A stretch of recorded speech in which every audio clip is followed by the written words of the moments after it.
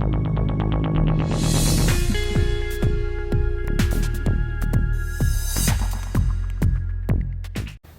Evening, സ്വാഗതം out of ഫോക്കസിലേക്ക്. ബ്രിട്ടനിൽ നടന്ന പൊതു തെരഞ്ഞെടുപ്പിന്റെ ഫലമാണ് ഇന്ന് നമ്മൾ ആദ്യമായി ചർച്ച ചെയ്യാൻ പോകുന്നത്. ബ്രിട്ടനിൽ 14 വർഷം നീണ്ട കൺസർവേറ്റീവ് പാർട്ടിയുടെ ഭരണം അവസാനിപ്പിച്ചുകൊണ്ട് ലേബർ പാർട്ടി അധികാരത്തിലേറാൻ പോവുകയാണ്. വലിയ വിജയമാണ് ലേബർ പാർട്ടിക്ക് നേടാൻ കഴിഞ്ഞത്. അധോസഭയായ ഹൗസ് ഓഫ് കോമൺസിലെ 650 സീറ്റുകളിൽ 400-ലേറെ സീറ്റാണ് ലേബർ പാർട്ടി ഇപ്പോൾ ഭൂരിപക്ഷം നേടിക്കൊണ്ടിരിക്കുന്നത്.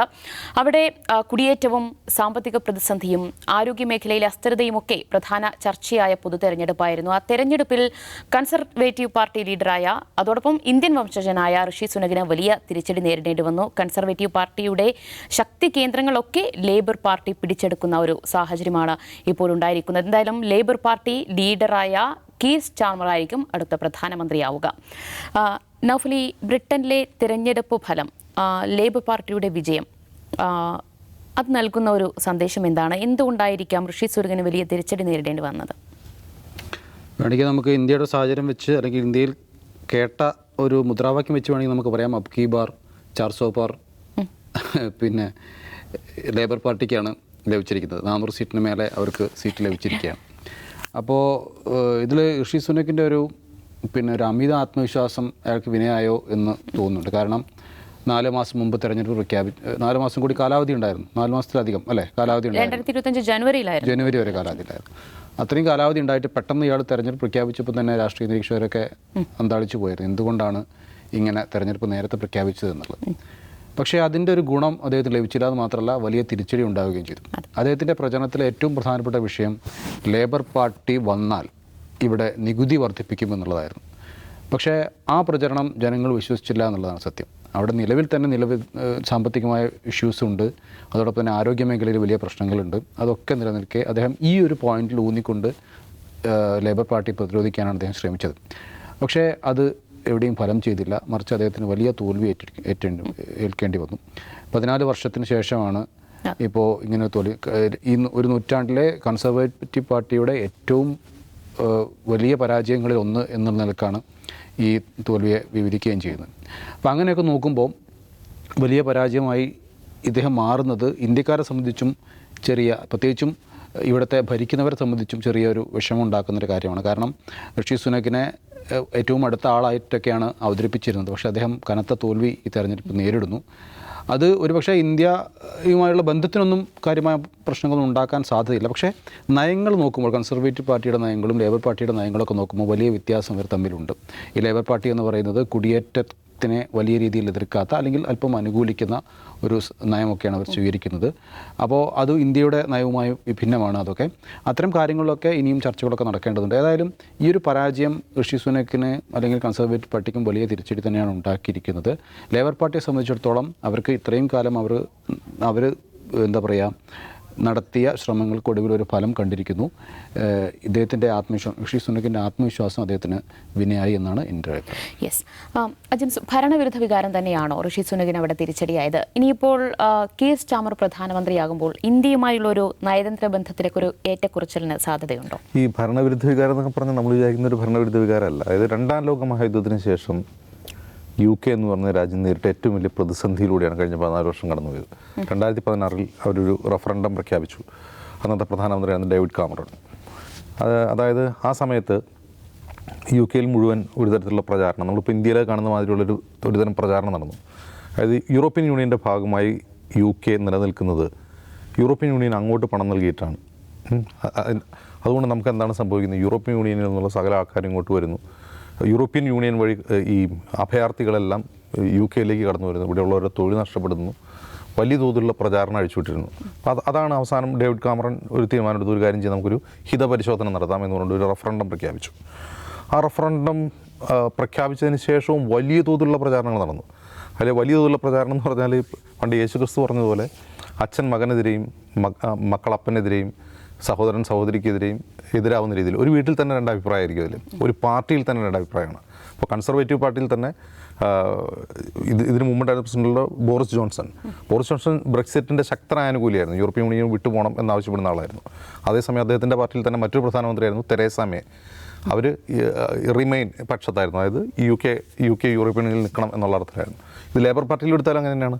ലേബർ പാർട്ടിയിൽ ഇപ്പോൾ ജെർമി കോർബിനെ പോലുള്ള ലേബർ പാർട്ടിയുടെ നേതാക്കൾ അവിടെ തന്നെ നിൽക്കണം എന്നാവശ്യപ്പെടുമ്പോൾ മറ്റു ചിലർ വിട്ടുപോകണമെന്ന് ആവശ്യപ്പെട്ടു. ഇതിനിടയിൽ പേര് പറയേണ്ട വേറൊരാളാണ് നിഗേൽ ഫറാഷ്. അയാൾ ഇത്തവണ ജയിച്ചിട്ടുണ്ട്. 8 പ്രാവശ്യം മത്സരിച്ച് തോറ്റ ആളാണ്. ഇത്തവണ അദ്ദേഹം ജയിച്ചിട്ടുണ്ട്. അദ്ദേഹത്തിൻ്റെ പാർട്ടിയിൽ നിന്ന് 3-4 സീറ്റും ഉണ്ട്. U K reforms. അപ്പോൾ അയാളായിരുന്നു ഇതിൻ്റെ ഒരു പ്രധാനപ്പെട്ട പ്രചാരകൻ, യു കെ വിട്ടുപോകണം യൂറോപ്യൻ യൂണിയൻ എന്നുള്ളത്. അപ്പോൾ അവസാനം റഫറൻഡം നടന്നു. 52% പേർ, 58% പേർ ഈ വിട്ടുപോകണം എന്നുള്ള പിന്തുണച്ചുകൊണ്ട് വോട്ട് ചെയ്തു. അപ്പോൾ ഈ വോട്ട് ചെയ്യുന്നത് അതിൻ്റെ റിസൾട്ട് പുറത്തു വരുമ്പോൾ തെരേസ മേ ആണ് പ്രധാനമന്ത്രി. അപ്പോൾ തെരേസ മേയ്ക്കാണ് എന്ത് ചെയ്യുന്നത്, ഈ ബ്രെക്സിറ്റ് നടപ്പാക്കാനുള്ള ബാധ്യത വരുന്നത്. സ്വാഭാവികം ഒന്ന് ആലോചിച്ച് നോക്കുക, അവരൊട്ടും പിന്തുണയ്ക്കാത്തൊരു ഫലമാണത് ബ്രെക്സിറ്റ്. വേണമെങ്കിൽ അവർക്ക് എന്ത് ചെയ്യാം, ഒരു റഫറൻഡം കൂടി നടത്താം, അല്ലെങ്കിൽ ഒന്നുകൂടി പുനർവിചിന്തനം നടത്താം. അവർ പറഞ്ഞു ഇത് ജനഹിതമാണ്. അത് നമ്മൾ ഈ ജനാധിപത്യത്തിൻ്റെ സൗന്ദര്യം മനസ്സിലാക്കേണ്ടത് തൻ്റെ വ്യക്തിപരമായ അഭിപ്രായം അല്ല ഈ റഫറൻഡത്തിലൂടെ പുറത്തു വന്നത്. തനിക്കൊട്ടും താല്പര്യമില്ല. പക്ഷേ ആ താല്പര്യമില്ലാതിരിക്കെ തന്നെ ആ ജനഹിതം നടപ്പാക്കാൻ തെരേസ മേ തയ്യാറായി എന്നുള്ളതാണ് തുടക്കം കുറിച്ചു അവർ. നമ്മൾ ശ്രദ്ധിക്കേണ്ട ഈ 14 വർഷത്തിൽ 2010 മുതൽ 2024 വർഷങ്ങളിൽ എത്ര പ്രധാനമന്ത്രിമാർ മാറി വന്നതെന്ന് ആലോചിച്ച് നോക്കുക. 3 പേരല്ലേ? 3 അപ്പോൾ ഡേവിഡ് കാമറൺ, അതിനുശേഷം Theresa May, Boris Johnson, Liz Truss എന്ന് പറയുന്ന അവർ 1 മാസം നിന്നുണ്ടാവുള്ളൂ. അതിനുശേഷമാണ് ഋഷി സുനക് വരുന്നത്. അപ്പോൾ അത്രയധികം എന്താണ് പറയുക, കലുഷിതമായിരുന്നു ഈ കൺസർവേറ്റീവ് പാർട്ടിയുടെ തന്നെ രാഷ്ട്രീയം, യു കെ രാഷ്ട്രീയം. ഈ ബ്രെക്സിറ്റ് നടന്നതിന് ശേഷം ഉണ്ടായ പ്രശ്നം എന്താണെന്ന് വെച്ചാൽ, ബ്രെക്സിറ്റ് നടപ്പാക്കുക എന്ന് പറഞ്ഞാൽ ഈ യൂറോപ്യൻ യൂണിയൻ രാജ്യങ്ങൾക്കിടയിലെ തുറന്ന വിപണി, തുറന്ന അതിർത്തി, ഇതാണല്ലോ അതിൻ്റെ ഒരു പ്രത്യേകത. ആർക്കും അങ്ങോട്ടും ഇങ്ങോട്ടും വിസ ഇല്ലാതെ സഞ്ചരിക്കാൻ കഴിയും. അതുപോലെ കസ്റ്റം ചെക്ക് പോസ്റ്റുകളില്ലാതെ തന്നെ സാധനങ്ങളും സേവനങ്ങളും ധാരാളമായി അങ്ങോട്ടും ഇങ്ങോട്ടും ഒഴുകും. അപ്പോൾ ഈ യൂറോപ്യൻ യൂണിയൻ്റെ നടുക്കിടക്കുന്ന ഒരു രാജ്യം ഞങ്ങൾ ഇനി മുതൽ യൂറോപ്യൻ യൂണിയൻ ഇല്ല എന്ന് പറഞ്ഞ് വേറിട്ട് നിൽക്കുമ്പോൾ അവർക്കുണ്ടാവും അനുഭവിക്കുന്ന പ്രായോഗികമായ കുറേ ബുദ്ധിമുട്ടുകളുണ്ട്. പ്രത്യേകിച്ചും ബ്രിട്ടനെ സംബന്ധിച്ച് വലിയ ബുദ്ധിമുട്ടാണത്. ബ്രിട്ടനെ സംബന്ധിച്ചുള്ള ഏറ്റവും വലിയ ബുദ്ധിമുട്ട് എന്താണ്, അയർലൻഡിൻ്റെ ഒരു ഭാഗം യു കെയുടെ ഒപ്പമാണ്. വടക്കൻ അയർലൻഡ്, നോർത്തേൺ അയർലൻഡ്, പ്രധാനപ്പെട്ട അയർലൻഡ് അവിടെ കിടക്കുന്നു. അപ്പോൾ അയർലൻഡ് യൂറോപ്യൻ യൂണിയൻ രാജ്യമാണ്. ഇപ്പോൾ ഈ യു കെ എന്ന് പറഞ്ഞ ഒരു ദ്വീപ് രാഷ്ട്രം പോലെയാണല്ലോ കിടക്കുക. പക്ഷേ അതിൻ്റെ ഒരു ഭാഗം അയർലൻഡാണ്, ഒരു ഭാഗം നോർത്തേൺ അയർലൻഡ് യു കെയുടെ ഒപ്പമാണ്. അപ്പോൾ ഒരു അതിർത്തി ഉണ്ട് അവിടെ, ഒരു ലാൻഡ് അതിർത്തിയുണ്ട്. അപ്പോൾ ഈ ലാൻഡ് അതിർത്തി ഉണ്ടെന്നുള്ളത് മാത്രമല്ല, ഈ വടക്കൻ അയർലൻഡ് യു കെയുടെ ഭാഗമായിട്ട് നിൽക്കുന്നത് ഐറിഷുകാർക്ക് ഇഷ്ടമല്ല. അവിടെ വലിയ തോതിലുള്ള റിവോൾട്ട് നടന്ന സ്ഥലമാണ്. നമ്മുടെ കശ്മീരിലൊക്കെ നടന്നതുപോലെ തന്നെ ഈ നോർത്തേൺ അയർലൻഡ് വിട്ടുപോകാൻ വേണ്ടി, അയർലൻഡിനോട് ചേർക്കാൻ വേണ്ടി വലിയ തോതിലുള്ള സായുധ വിപ്ലവം നടന്നതാണ്. പിന്നീട് ഒരു സമാധാന കരാറിലൂടെയാണ് ആ ഭൂഭാഗം യു കെയുടെ ഭാഗത്ത് നിൽക്കുന്നത്. കൾച്ചറലായിട്ടുള്ള പ്രശ്നം ഉണ്ടാക്കും. അതായത് അയർലൻഡിൻ്റെ ഒരു ഭാഗം യൂറോപ്യൻ യൂണിയനിലും ഒരു ഭാഗം ബ്രിട്ടനിലും ആവുക എന്ന് പറഞ്ഞാൽ അവിടെ തന്നെ ഒരു കൾച്ചറൽ പ്രശ്നങ്ങളുണ്ടാവും. ഇങ്ങനെ ഒരുപാട് സങ്കീർണമായ പ്രശ്നങ്ങൾ നിലനിൽക്കുകയാണ്. അപ്പോൾ എന്തിൻ്റെ പേരിലാണ് ബ്രെക്സിറ്റ് വേണമെന്ന് പറയുന്നത്, ഈ അഭയാർത്ഥികളൊക്കെ ഇവിടെ നിന്ന് പോകണം, ഈ കുടിയേറ്റ തൊഴിലാളികളെ ഇവിടെ നിന്ന് പുറത്താക്കണം എന്നുള്ളതായിരുന്നു അവരുടെ പ്രധാനപ്പെട്ട വാദം. ആ പ്രധാനപ്പെട്ട വാദം ഈ ബ്രെക്സിറ്റ് നടപ്പായി കഴിഞ്ഞപ്പോൾ എന്താ സംഭവിച്ചത്? ബ്രെക്സിറ്റ് നടപ്പായി കഴിഞ്ഞപ്പോൾ ഈ കുടിയേറ്റ തൊഴിലാളികളുടെ എണ്ണം ഇരട്ടിയിലധികമായി. 7 ലക്ഷം പേരാണ് കഴിഞ്ഞ വർഷം ബ്രിട്ടനിലേക്ക് മാത്രം കുടിയേറിയത്. അതിൽ പ്രധാനപ്പെട്ട ഒരു ഭാഗം കേരളത്തിൽ നിന്നും ഇന്ത്യയിൽ നിന്നൊക്കെ ആയിരിക്കും. പക്ഷേ അവർ പറയുന്നത് വെച്ചാൽ അതായത് കുടിയേറ്റ തൊഴിലാളികളല്ല, അതെല്ലാം യൂണിവേഴ്സിറ്റികൾ സ്റ്റുഡൻറ്റ് വിസ കൊടുക്കുന്നതാണ്, അതേ തുടർന്ന് അവരുടെ ജോലി ചെയ്യാൻ നിൽക്കുന്നതാണെന്ന് പറയുന്നത്. എങ്കിൽ പോലും ഈ വലിയ തോതിലുള്ള കുടിയേറ്റം യു കെയിലേക്ക് ഇപ്പോൾ സംഭവിച്ചുകൊണ്ടിരിക്കുകയാണ്. അതിൻ്റെ ഒരു പ്രധാനപ്പെട്ട കാരണം ഈ യൂറോപ്യൻ യൂണിയനിൽ വിട്ടുപോയതോടെ യു കെയുടെ സാമ്പത്തിക അവസ്ഥ താറുമാറായിപ്പോയി. ഇങ്ങനെ താറുമാറായ സാമ്പത്തിക വ്യവസ്ഥയിൽ ഏറ്റവും കൂടുതൽ ബാധിച്ചത് ഒന്ന് എഡ്യൂക്കേഷൻ സെക്ടറിനെയും മറ്റൊന്ന് ആരോഗ്യ സമ്പ്രദായത്തെ. അവിടെ ആരോഗ്യം എന്ന് പറഞ്ഞാൽ ഹെൽത്ത് സെക്ടർ എന്ന് പറഞ്ഞാൽ കംപ്ലീറ്റ് സർക്കാരിൻ്റെ അധീനതയിലാണ്. നാഷണൽ ഹെൽത്ത് സർവീസ് എന്ന് പറഞ്ഞാൽ NHS എന്ന് പറഞ്ഞാൽ വളരെ പ്രശസ്തമായ അവരുടെ ഒരു ആരോഗ്യവകുപ്പ്. അവർക്ക് ഫണ്ടില്ലാതായി. യൂണിവേഴ്സിറ്റിയിൽ ഫണ്ടില്ല. അപ്പോൾ യൂണിവേഴ്സിറ്റികൾ എന്ത് ചെയ്തു, കൂടുതൽ വിദ്യാർത്ഥികളെ റിക്രൂട്ട് ചെയ്തു. അങ്ങനെയാണ് അങ്ങോട്ട് കുടിയേറ്റം വ്യാപിക്കുന്നുണ്ടായത്. ഇപ്പോൾ ഇതിലൊരു പ്രശ്നം വെച്ചപ്പോൾ ലേബർ പാർട്ടിയിലൊക്കെ അപ്പോയിൻമെൻറ്റ് കിട്ടാൻ ദിവസങ്ങൾ കാത്തിരിക്കേണ്ടി വന്നു. അപ്പോൾ ഇപ്പോൾ കൺസർവേറ്റീവ് പാർട്ടി അതിലെ പല പ്രധാനമന്ത്രിമാർക്കും ഈ ബ്രെക്സിറ്റ് നടപ്പാക്കണമെന്നുണ്ടായിരുന്നു. ആ നടപ്പാക്കാൻ നോക്കുമ്പോൾ കുറേയധികം പ്രായോഗിക പ്രശ്നം എവിടെയാണ്, യൂറോപ്യൻ യൂണിയനുമായിട്ട് നേരത്തെ ഉണ്ടായിരുന്ന കരാർ റദ്ദായി പോകുമല്ലോ. അപ്പോൾ അവരുമായിട്ട് പുതിയ കരാർ വേണം എന്ന് മാത്രമല്ല, അപ്പോൾ അവർ പറയുന്നത് എന്താണ്, യൂറോപ്യൻ യൂണിയനായിട്ടുള്ള വ്യാപാരം കുറച്ച് നോൺ യൂറോപ്യൻ കൺട്രീസുമായിട്ടുള്ള വ്യാപാരം കൂട്ടുക എന്നുള്ളതാണ്. അപ്പോൾ അവർ പിന്നെ ആരെയൊക്കെ ഉൾപ്പെടെ ഓസ്ട്രേലിയ, ന്യൂസിലാൻഡ്, ഇൻഡോ പസഫിക് സ്വതന്ത്ര വ്യാപാര കരാർ. പക്ഷെ അതൊന്നും അതുവരെ യു കെ പരമ്പരാഗതമായി ചെയ്തു വന്ന ട്രേഡിൻ്റെ വളരെ ചെറിയ ശതമാനമേ ആവുന്നുള്ളൂ. അപ്പോൾ ഇങ്ങനെയുള്ള കുറേ അധികം സാമ്പത്തികമായും മറ്റുമുള്ള ഒരുപാട് പ്രശ്നങ്ങൾ ഈ കഴിഞ്ഞ വർഷങ്ങളിൽ, പ്രത്യേകിച്ചും കഴിഞ്ഞ 8 വർഷങ്ങളിൽ അവർ നേരിട്ടു. അപ്പോൾ അങ്ങനെ നേരിട്ട് അത് ആകെ അലമ്പായിട്ടാണ് ആക്ച്വലി അവർ ഈ വലിയ തോതിലുള്ളൊരു തോൽവി ഏറ്റുവാങ്ങേണ്ടി വരുന്നത്. അവിടെ നമ്മൾ ശ്രദ്ധിക്കേണ്ട ഒരു കാര്യം, ഇപ്പോൾ ലേബർ പാർട്ടി വരികയാണ്. അപ്പോൾ ലേബർ പാർട്ടി വരുമ്പോൾ ലേബർ പാർട്ടിയുടെ പ്രഖ്യാപിത നിലപാട് എന്ന് പറഞ്ഞാൽ ബ്രെക്സിറ്റ് നിലനിർത്തുക. ഇത് യൂറോപ്യൻ യൂണിയനിലേക്ക് തിരിച്ചു പോകുന്ന ഒരു പരിപാടി ഇല്ല എന്നാണ് ലേബർ പാർട്ടിയുടെ പ്രഖ്യാപിത നിലപാട്. ഇപ്പോൾ ലേബർ പാർട്ടി എന്ന് പറയുന്ന ഒരു സെൻറ്റർ ലെഫ്റ്റ് പാർട്ടിയാണ്. ഈ സെൻട്രൽ ലെഫ്റ്റ് പാർട്ടി വരുമ്പോൾ എല്ലാവരും വിചാരിക്കും ഇപ്പോൾ ഒരു വലിയ തോതിലുള്ളൊരു പോളിസി ഷിഫ്റ്റ് ഉണ്ടാകും എന്നെല്ലാവരും വിചാരിക്കും. അങ്ങനെയൊന്നും ഉണ്ടാവില്ല.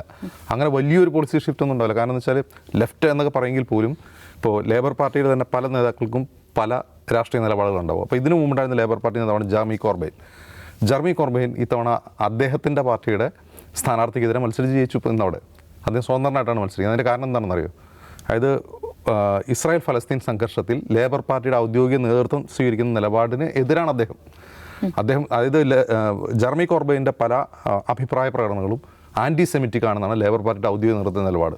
ആൻറ്റി സെമിറ്റിക് എന്ന് പറഞ്ഞാൽ അദ്ദേഹം ഇസ്രായേലിനെതിരെ സംസാരിക്കുന്നു എന്നുള്ളതാണ്. അപ്പോൾ ഇസ്രായേലിനെ അനുകൂലിച്ചുകൊണ്ടുള്ള ലേബർ പാർട്ടിയുടെ നിലപാടിനെതിരെ 4ഓളം വിമത സ്ഥാനാർത്ഥികൾ ലേബർ പാർട്ടിക്കെതിരെ മത്സരിച്ച് ജയിച്ചിട്ടുണ്ടെന്ന്, ജെർമി കോർബൈൻ ഉൾപ്പെടെ. അപ്പോൾ അങ്ങനെ പലതരത്തിൽ സങ്കീർണമായ രാഷ്ട്രീയ സാഹചര്യമാണ് അവിടെ ഉള്ളത്. അപ്പോൾ ലേബർ പാർട്ടി വന്നു കഴിഞ്ഞാൽ ഇനിയിപ്പോൾ നാളെ മുതൽ അവരുടെ വിദേശ നയം മാറും, വലിയ തോതിലുള്ള മാറ്റങ്ങൾ ഉണ്ടാവും എന്ന് വിചാരിക്കുന്നത് തെറ്റാണ്. കാരണം വെച്ചാൽ ടോണി ബ്ലെയർ ആയിരുന്നല്ലോ ഏറ്റവും അവസാനത്തെ ലേബർ പാർട്ടി പ്രധാനമന്ത്രി. ടോണി ബ്ലെയറിൻ്റെ കാലത്താണ് അഫ്ഗാൻ അധിനിവേശവും ഇറാഖ് അധിനിവേശവും ഉണ്ടായതും അതിന് അമേരിക്കയ്ക്ക് പൂർണ്ണ പിന്തുണ ബ്രിട്ടൻ കൊടുത്തതും ടോണി ബ്ലെയറിൻ്റെ കാലത്താണ്. അപ്പോൾ അതുകൊണ്ട് UK വിദേശകാര്യ നയത്തിൽ വലിയ തോതിലുള്ള ഷിഫ്റ്റ് ഉണ്ടാവുമെന്ന് നമ്മളിപ്പോൾ പ്രതീക്ഷിക്കാൻ പാടില്ല. കാരണം ലേബർ പാർട്ടിയുടെ ഔദ്യോഗിക നേതൃത്വത്തിൻ്റെ നിലപാട് കൺസർവേറ്റീവിൽ നിന്ന് വലിയ വ്യത്യാസമൊന്നുമില്ല വിദേശ നയത്തിൻ്റെ കാര്യത്തിൽ. ഒരു മാറ്റം ഉണ്ടാകാൻ പോകുന്നത് ഞാൻ വിചാരിക്കുന്നത് പ്രധാനമായും ഈ ഇമിഗ്രൻസിൻ്റെ കാര്യത്തിലാണ്, കുടിയേറ്റ തൊഴിലാളികളുടെ കാര്യത്തിലാണ്. അതിൽ കുറേ കൂടി ഇപ്പോൾ ഋഷി സുനക്കിൻ്റെ ആദ്യ സമയത്ത് 1-2 മാസം അദ്ദേഹത്തിൻ്റെ ഹോം സെക്രട്ടറി ആയിരുന്നു സുവല്ല ബെവർമാൻ എന്ന് പറയുന്നത്. അവർ ഇന്ത്യൻ വംശജയാണ്. അവരുടെ അച്ഛൻ ഗോവൻ വംശജനും അമ്മ തമിഴ്നാട്ടുകാരിയാണ്. അവർ രൂക്ഷമായി അതിശക്തമായ ആൻറ്റി ഇമിഗ്രൻ്റ് പോളിസിയുള്ള ആളായിരുന്നു. അവർ അങ്ങനെ രൂക്ഷമായി അതിനോട് നിലപാട് സ്വീകരിച്ച ആളായിരുന്നു അവർ തന്നെ ഏതോ ഒരു കുടിയേറ്റക്കാരൻ്റെ മകളായിരിക്കെ കുടിയേറ്റത്തോട് അവർക്കുള്ളത് വളരെ വിരുദ്ധമായ അഭിപ്രായമായിരുന്നു. പക്ഷെ അവരെ പുറത്താക്കിയ വിഷയത്തിൻ്റെ പേരിലല്ല, ഫലസ്തീൻ പ്രൊട്ടസ്റ്റുകളോട് പോലീസ് സ്വീകരിക്കുന്ന നയത്തെ അവർ വിമർശിച്ചു. അതിൻ്റെ പേരിലാണ് അവരെ ഋഷി സുനക്ക് പിന്നീട് പുറത്താക്കേണ്ടി വരുന്നത്. അപ്പോൾ നമ്മൾ വിചാരിക്കുന്നത് ഒരു വലിയ തോതിലുള്ള മാറ്റം വിദേശകാര്യത്തിൽ ബ്രിട്ടൻ്റെ കാര്യത്തിൽ ഉണ്ടാവുമെന്ന് ഞാൻ വിചാരിക്കുന്നില്ല. പക്ഷേ അവരെ സംബന്ധിച്ച് അവരുടെ ആഭ്യന്തര പ്രശ്നങ്ങൾ പറഞ്ഞാൽ ആഡിയോയിൽ എന്നൊരു സമ്പദ് വ്യവസ്ഥയാണ് ഇപ്പോൾ അവർക്കുള്ളത്.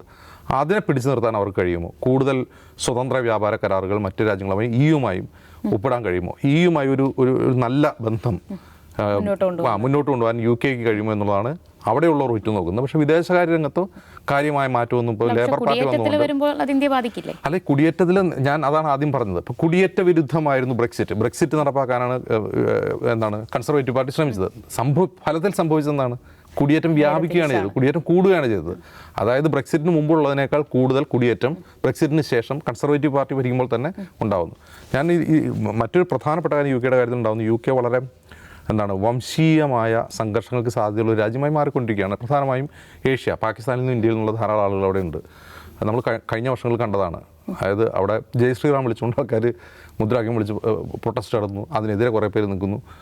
ഫലസ്തീൻ അനുകൂലമായി പ്രൊട്ടസ്റ്റ് നടക്കുന്നു, ഇസ്രായേലിന് അനുകൂലമായി പ്രൊട്ടസ്റ്റ് നടക്കുന്നു. അപ്പോൾ ഇത്തരം രാഷ്ട്രീയ സംഘർഷങ്ങൾ അവിടെ ഉണ്ടാകാൻ സാധ്യതയുണ്ട്. പക്ഷേ ലേബർ പാർട്ടി അതിനെങ്ങനെ നേരിടുന്നു, അത്തരം വിഷയങ്ങൾ എങ്ങനെ നേരിടുന്നു എന്നുള്ള പ്രത്യേകിച്ചും 4 ഔദ്യോഗിക ലേബർ പാർട്ടി സ്ഥാനാർത്ഥികൾ ഇപ്പോൾ തോറ്റു. അവർക്കെതിരെ മത്സരിച്ചത് ഒരേ ഒരു വിഷയം, ഫലസ്തീൻ എന്നൊരൊറ്റ വിഷയത്തിലാണ് ഈ ജെർമി കോർബൈൻ ഉൾപ്പെടെയുള്ള 4 വിമതർ ലേബർ പാർട്ടി സ്ഥാനാർത്ഥികളെ തോൽപ്പിച്ചത്. അപ്പോൾ അത്തരം വിഷയങ്ങൾ ലേബർ പാർട്ടിയുടെ മുമ്പിലുണ്ടാവും. അവരുടെ വിദേശ നയത്തെ സ്വാധീനിക്കുമായിരിക്കാം. പക്ഷേ വലിയൊരു ഷിഫ്റ്റ് ഉണ്ടാവാൻ സാധ്യതയില്ല. ലേബർ പാർട്ടി വരുന്നതോടുകൂടി കുറേ കൂടി അവിടെയുള്ള ആളുകൾ ശ്രദ്ധിക്കുക, അവിടുത്തെ പ്രശ്നങ്ങൾ തീർക്കാൻ ഇവർക്ക് ബദൽ പ്ലാൻ എന്താണ് അവരുടെ മറ്റൊരു പ്ലാൻ എന്നായിരിക്കും കൂടുതലായി ശ്രദ്ധിക്കുക. യെസ്, അതാണ്. എന്തായാലും 14 വർഷത്തിന് ശേഷം കൺസർവേറ്റീവ് പാർട്ടിക്ക് പകരം ലേബർ പാർട്ടി ബ്രിട്ടനിൽ അധികാരത്തിലേറാൻ പോവുകയാണ്. അങ്ങനെ വരുമ്പോൾ ബ്രിട്ടന്റെ രാഷ്ട്രീയ സാഹചര്യങ്ങളിലും നയങ്ങളിലും നിലപാടുകളിലും വിദേശ ബന്ധങ്ങളിലുമൊക്കെ ഏത് രീതിയിലുള്ള മാറ്റങ്ങൾ വരുമെന്ന് തന്നെയാണ് ലോകം ഉറ്റുനോക്കുന്നത്.